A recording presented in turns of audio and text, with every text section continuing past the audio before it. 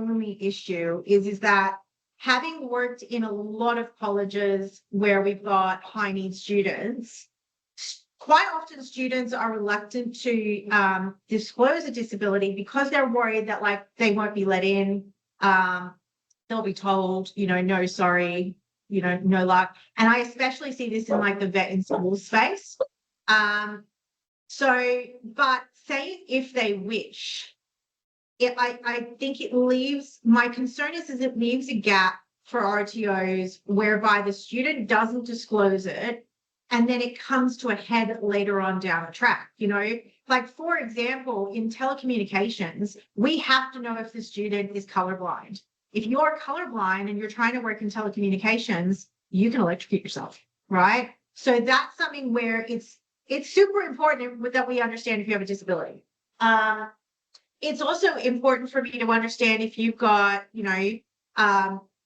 ADD, dyslexia, so that I can put support mechanisms in place. But for some of the other disabilities that you might have, it could have a very real safety impact on, on things later on down the track. Okay. Like, if you've got, I'm blanking on the disorder at the moment, but like, confrontational disorders and things like that, whereby you're potentially, if I don't manage your behaviors fast, look, low functioning Asperger's can definitely be, can present with some of that as well.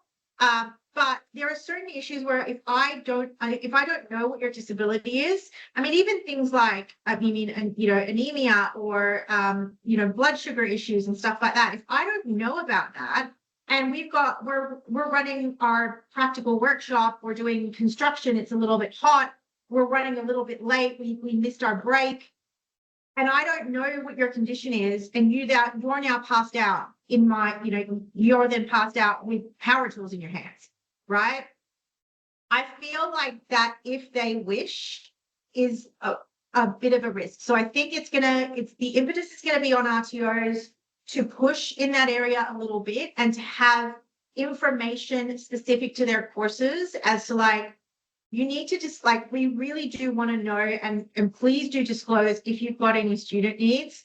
These are some of the student needs we need to understand from a safety perspective, and other needs we would just like, the more you share with us, the better we can adapt and make sure the training is going to be suitable for you, right?